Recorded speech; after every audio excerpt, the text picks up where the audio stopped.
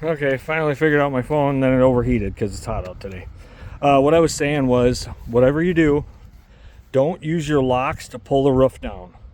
You want to make sure that you muscle it down in order to get the locks. A small amount is not a big deal, but you don't want to be doing it like an inch.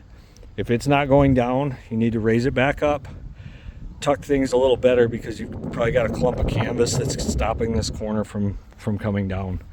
So get them all locked down, and then you crank your landing gear up and hitch to your tow vehicle and you're ready to go. Power cord inside there, got about 10 foot 15 foot lead, something like that. Standard 30 amp service. Everything should turn on automatically for you. There's a control on the top of the AC to turn that on.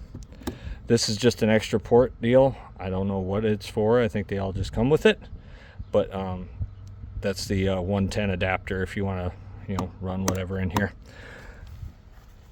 Battery's got 1 year of service on it. It is going to be hooked up to this receptacle, so that way when you plug in your trailer light into that receptacle, the marker lights will turn on, just kind of for ambient lighting at the campground. And your onboard inverter, trickle charger, whatever, will keep that battery alive. So that's something to note. Yeah, aside from that, the tires these are the storage tires, the white wheels. I've got black wheels with chrome center caps that I'm going to be putting on. Those are the ones that they have 1 season. I bought them at the beginning of the year last year. This is your exhaust port for your furnace. It just kind of comes out in the corner there. This is your service area for the refrigerator that is under the sink. What else is there? Lighting all the way around. It's got electronic trailer brakes on it. I've never paid attention if they work because this thing pulls so darn easy. It's ridiculous. I did put the camp stove that I showed Hillary the day she came to look at it underneath the dinette. So that whole setup that she saw when she came to look at it is underneath the dinette. The camp stove bracket, and the side table.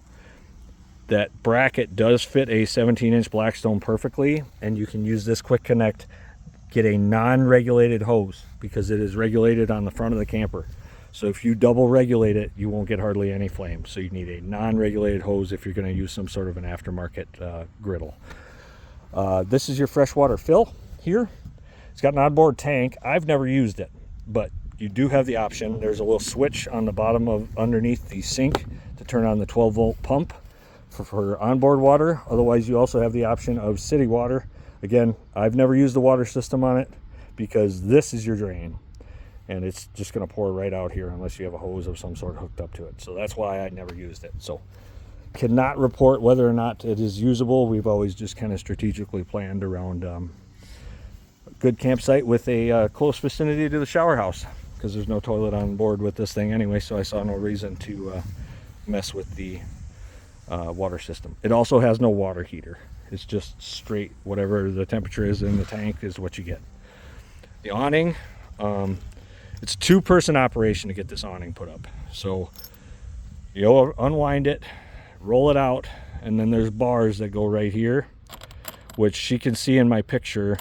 The bars go here, and it's one of those you have to see it to make sense of it, and honestly, to be able to show you by myself is going to be absolutely impossible. But essentially, the feet go into here, this goes up, the feet go in, and then that slips down and locks, and then the feet go out, and then there's a straight bar that leads back to the camper on the edge of the awning. And then there is a center bar underneath the dinette, but I've never used it, so I've always just used the outward bars.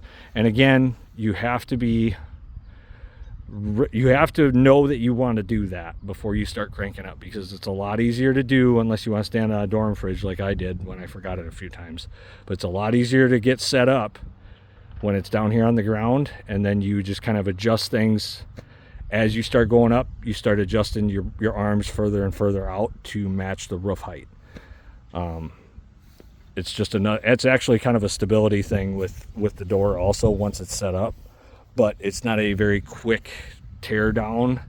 So make sure you watch your wind forecast, because if wind's gonna pop up in the day, I wouldn't open it up, because you'll have to lower your roof a fair amount to be able to get it rolled back up properly.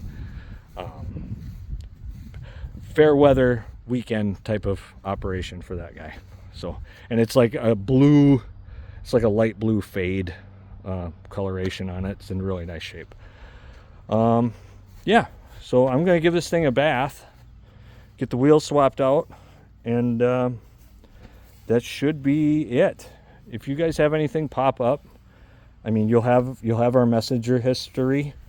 If you have a question on how something works, or if I can help in any way with, telling you about how certain thing is done or whatever, from what I know, I'm happy to help. Obviously, it's a 23-year-old camper, and I can't guarantee anything is going to work in 5 minutes, but it's done nothing but serve us very well. And for the things that I've learned about it, more than happy to pass along the experience and the know-how. So thanks for watching the video. Hopefully it helps. I hope you guys have a great time camping. Thanks.